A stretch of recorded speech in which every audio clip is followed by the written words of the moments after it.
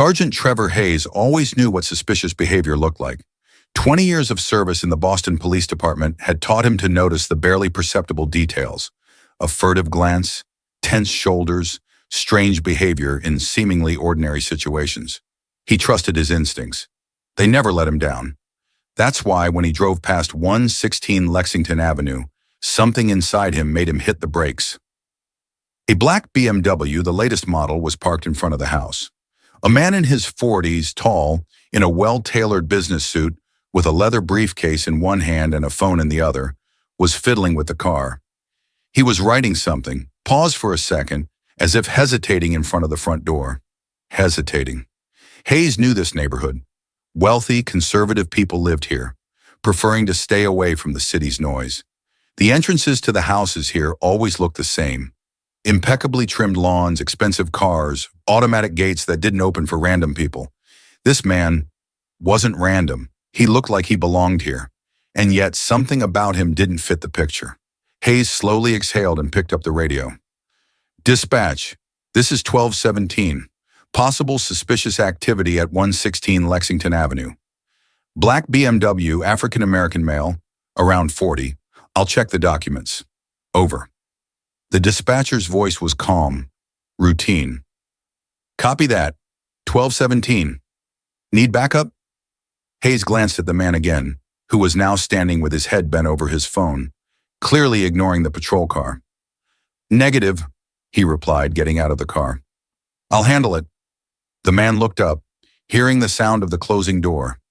His gaze slid over Hayes quickly, without interest, and then he looked back at his phone as if nothing had happened. Hayes stepped closer, confidently but without threat.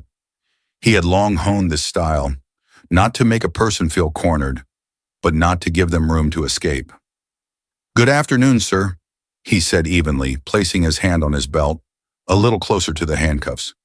"May I ask what you're doing here?" The man looked away from the screen, slightly frowning, as if considering the question. "I work here," he replied calmly. "Is there a problem?" Hayes squinted. The answer was quick, without unnecessary details. In such cases, he always asked the next question. "May I see your ID?" The man paused for a second. His eyes, dark and attentive, slid over Hayes's face, then over his uniform, over the badge on his chest. He sighed. "Have I done something wrong, officer?" This question was a bad sign. People who have nothing to hide usually hand over their ID without questions. "Just a standard check, sir. Your ID?" The man slowly put his phone in his pocket and made a move with his hand to his jacket. Hayes tensed. His fingers touched the handle of his gun. His heart skipped a beat. But the man did not pull out a weapon. An ID, a black leather case with the gold seal of the Department of Justice. "Marcus Lowry, federal prosecutor," he said in an even voice. "I think it's my turn to ask a question. Do you understand what you just did?" Hayes's world tilted for a second, as if someone had pulled the ground out from under him. He looked at the badge, looked at Lowry's face, and realized he had just made the biggest mistake of his life. Marcus Lowry's words cut Hayes deeper than any blow. His mind frantically tried to process the information, but all he felt at that moment was an icy grip in his chest. Mistake. He had made a mistake. Somewhere deep in his consciousness, there was still hope that this was just a coincidence, that this man was not who he claimed to be. But experience told him otherwise. Lowry's expression, his tone, even his confident posture, everything indicated that a man accustomed to power stood before him. "Federal prosecutor?" Hayes repeated to buy time.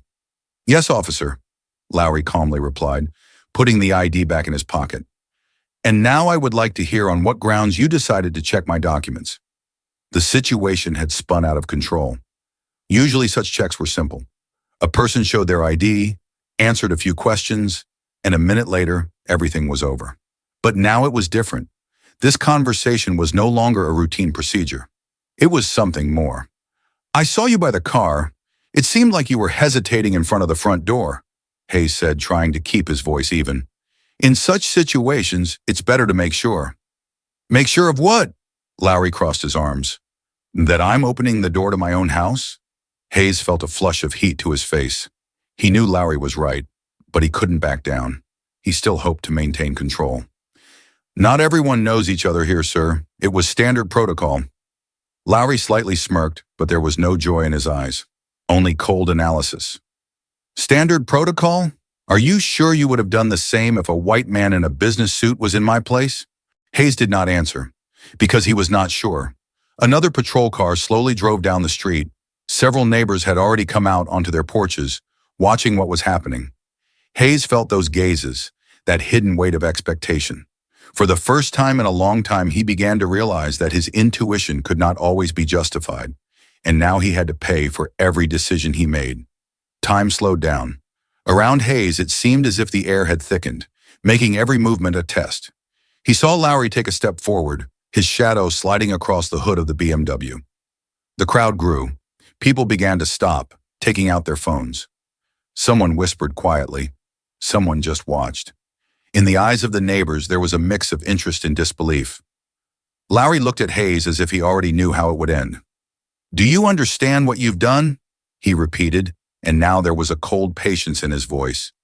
Hayes could not admit it. Instinctively, he clenched his fists, fighting the overwhelming feeling of mistake. He heard the sound of his own blood in his ears, felt his body tense with hidden horror. He took a step back, then another. It was a reflex, to distance himself, to create space, as if that could fix something. But nothing could be fixed. Hayes felt the air around him thicken, as if an invisible force was squeezing his chest. The gazes of people burned his skin, as if thousands of needles were piercing his consciousness. The crowd was no longer just watching, it was waiting. Lowry did not take his eyes off him, but now in them, there was not only condemnation, but something more frightening. Confidence that he had the situation under control. He did not raise his voice, did not threaten, did not try to argue. He just stood and looked, and that gaze pressed on Hayes harder than any command from a superior. Hayes turned around. Another officer was approaching him. It was Lieutenant Davis, his immediate supervisor. There was anger in his eyes, but he maintained his composure. "What the hell is going on here?" His voice was low, but there was steel in it. Hayes could not answer. His mouth opened, but the words stuck in his throat. Instead, Lowry stepped forward and spoke first. "This officer decided he had grounds to suspect me. I'd like to hear what those grounds were." Davis turned his gaze to Hayes, waiting for an answer. The crowd froze. Time seemed to stop. Any word could be the final straw, the ultimate verdict for Hayes' career. He realized he was now on the edge of an abyss, and it depended on him whether he would take a step back or plunge into the void. Hayes stood, feeling the space around him narrowing. The crowd was no longer just watching. People were whispering, filming what was happening on their phones. There was something inevitable in the air, like an electric charge before a storm. Lieutenant Davis approached him closely. His face was tense, but he kept himself in check. He already knew that the situation was beyond a simple incident. "Trevor," his voice was low, almost a whisper, "do you understand what you've gotten yourself into?" Hayes swallowed, his throat dry. He knew, but he couldn't admit it out loud. Lowry, however, maintained an icy calm. He looked at Davis again, then at Hayes. "This man has just violated my rights. I demand that he be suspended immediately." Davis slowly nodded, as if considering the situation. Then he turned to Hayes. "Hand over your badge and weapon." The word sounded like a sentence. The crowd around gasped. Hayes felt his head spin. Everything he had worked for 20 years, everything that defined his life was crumbling at that moment. He slowly unfastened his holster, took out his service weapon, and handed it to Davis. Then he took off his badge and placed it in his outstretched palm. "You're temporarily suspended," Davis said. "Wait for a summons to the station." Hayes nodded, unable to say a word. The crowd around did not subside. Cameras continued to film. Someone was surely already typing posts on social media. Marcus Lowry looked at him one last time, but this time there was no gloating in his eyes, only a cold statement of fact. "You've just ruined your career, Sergeant." Hayes silently turned away and walked to his car. His world was crumbling, and he was powerless to change anything. Hayes sat in his old, worn-out Chevy, parked on the side of the street. He looked straight ahead, seeing nothing but the blurred, pulsating light of the street lamps. Everything he had was crumbling. He thought he could handle it, that he was right.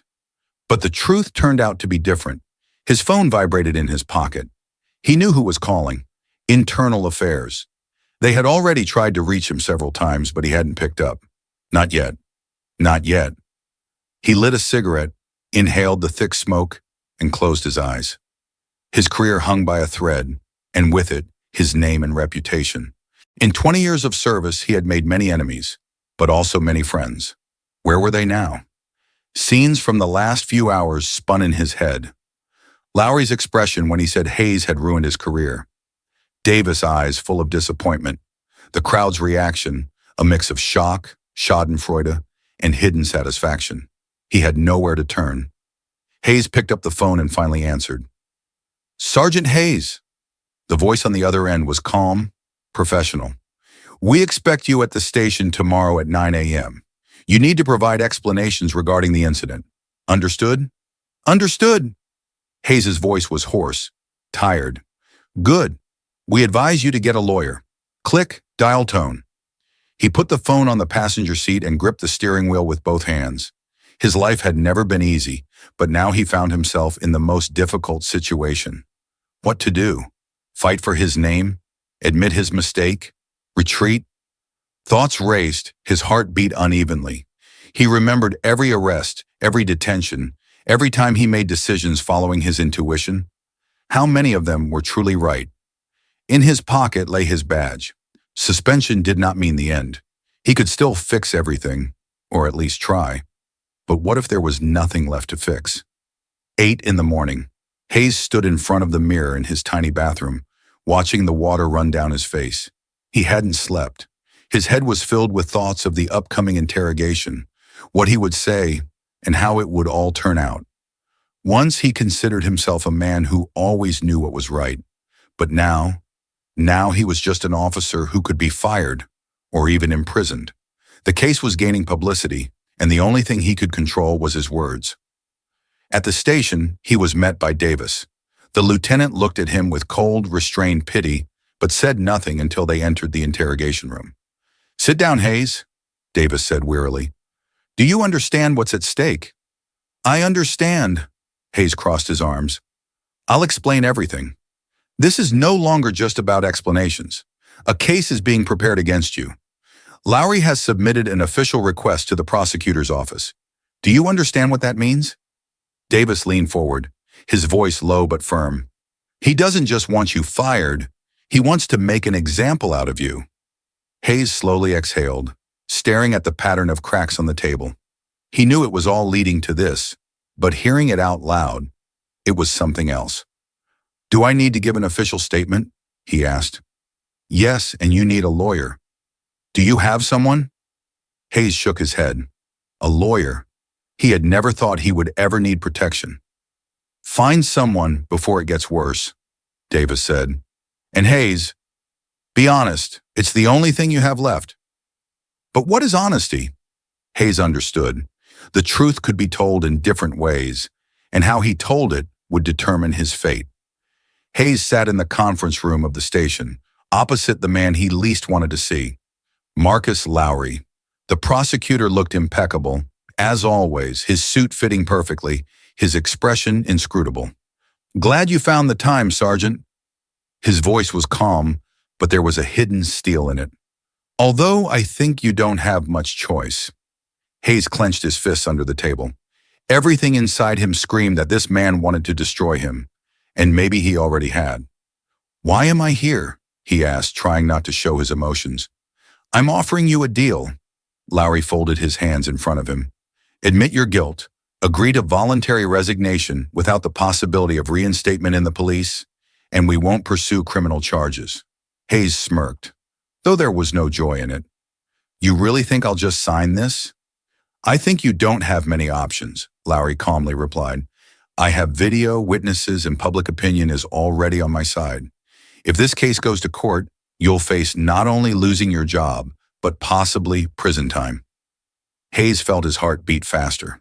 Was this the end, or did he still have a chance? I need to think, he said quietly. You have 24 hours. Lowry stood up, straightened his jacket, and headed for the exit. Make the right choice, Sergeant. Hayes was left alone. He closed his eyes and took a deep breath. For the first time in many years, he did not know which step would be the right one. Hayes left the station building, feeling the weight of the impending decision on his shoulders. 24 hours. One day to determine who he would be next. A man who broke under pressure or someone who fought to the end. He remembered everything that had happened in the last few days. Every word from Lowry, every look from colleagues who now averted their eyes. He had always been confident that he was doing the right thing. But what if all this time he simply hadn't noticed the reality? His phone vibrated in his pocket. Unknown number. He hesitated but answered. Hayes, he said curtly. Trevor, you need help. The voice was hoarse but familiar. Someone from the past. Who is this? Hayes stopped, his fingers tightening around the phone. It doesn't matter, but I have information that could change the course of your case. Meet me in an hour. The park at the corner of Fairview and 12th. Hayes paused for a moment. Intuition told him it could be a trap, or a last chance. I'll be there. He hung up and looked at the horizon. The sun was setting. The countdown had begun. The park at the corner of Fairview and 12th was almost empty. Only a few passers-by hurried about their business, paying no attention to the lone figure sitting on a bench. Hayes stopped a few steps away, looked around. His heart was beating a little faster than usual. You came, a familiar voice said. From the shadows emerged a man in a dark jacket. Hayes recognized him immediately. It was Danny O'Connor, a former cop who had left the force after a series of scandals. Their paths hadn't crossed in many years. What do you have? Hayes asked sharply. Danny nodded, pulled a flash drive from his pocket, and handed it to him. These are recordings from cameras that mysteriously disappeared from the case, he said. They prove that you didn't exceed your authority. They show that Lowry provoked you from the start. Hayes clenched the flash drive in his fist. This could be his salvation, or a deadly trap. Why are you helping me? He looked into Danny's face, trying to understand his motives.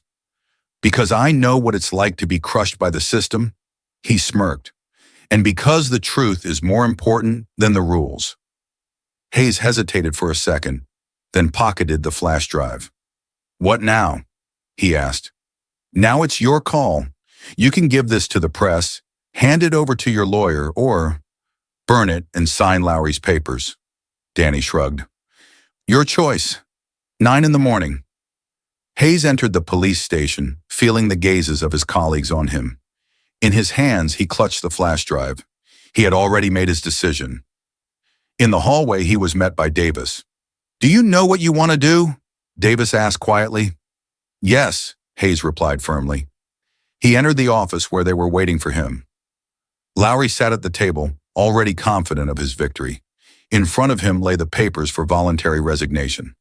You won't regret making the right choice, Sergeant, he said, pushing the papers closer. Hayes sat down, slowly pulled out the flash drive, and placed it on the table. I've made my decision, he said, and you won't like it. Lowry looked at the flash drive. His confidence wavered. Davis smiled. In the room, there was a tense silence. The choice had been made.